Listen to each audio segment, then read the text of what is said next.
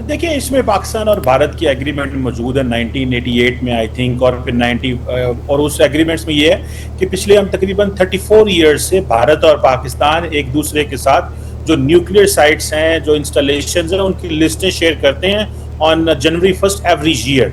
तो वो तो ऐसी कोई बात नहीं थी। और लेकिन द पॉइंट जो मेरे लिए इंपॉर्टेंट पॉइंट है इस क्राइसिस के अंदर, देखिए, दो तीन एंगल से देखिए। पहली बात तो ये है कि इस वक्त नरेंद्र मोदी से पूछा जा रहा है कि तुमने किया क्या। पूरे का पूरा भारत सवाल कर रहा है। इंडिया की ऑपोजिशन ये कह रही है कि आप इजलास बुलाएं और हमें बताएं आपने किया क्या और ये सीज फायर क्यों हुआ। इट मीन्स कि वहां पे सवाल, क्वेश्चन मार्क लग गए नरेंद्र मोदी के ऊपर कि चले थे तुम पाकिस्तान मिसाइल फायर करने, चले थे तुम एक जंग की तरफ जा रहे थे, तो ये आपने ब्लंडर क्या किया है। एक तो इंडिया के अंदर आवाजें उठने लग पड़ी हैं, जो कि मैं समझता हूँ पाकिस्तान की कामयाबी है।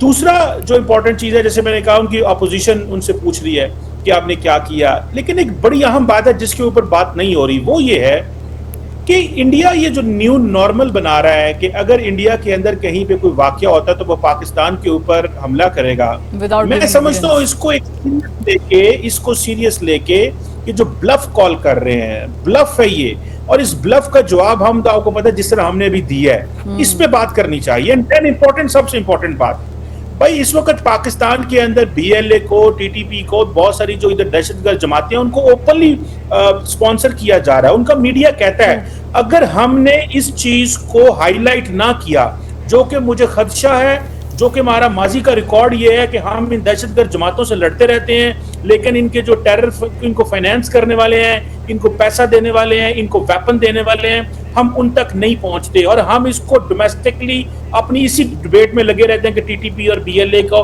हम एक गवर्नेंस और इंटरनल इशू समझते हैं। ये एक इंटरनल इशू नहीं है, ये एक एक्सटर्नल इशू है। खुदारा इस डिबेट को हमें एक्सटर्नलाइज करना है, और उसमें नरेंद्र मोदी और भारत को अगर आपने अकाउंटेबल ना ठहराया, और देखे दहशतगर्दी से हम मुतासर हो रहे हैं, वो नहीं हो रहे। और पिछले 15-20 सालों से जी, आपने 80,000 लोगों की लाशें उठाई हैं, उन्होंने नहीं उठाई। उनको तो हाँ एक वाकया हुआ, वहां पे आपने एक इलाके को ऑक्युपाई किया हुआ है, वहां पे इंडिजिनसली लोग करते हैं इतना कुछ।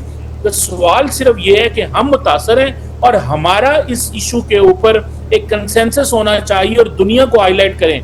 जब भी दहशतगर्दी का वाकया हुआ, जैसे जाफर एक्सप्रेस बहुत बड़ा वाकया हुआ, क्या हमने इसको पूरा इंटरनेशनली हाईलाइट किया था? नहीं किया था। हमें ये बहुत अहम पॉइंट है कमर साहब जो आप उठा रहे हैं। मुझे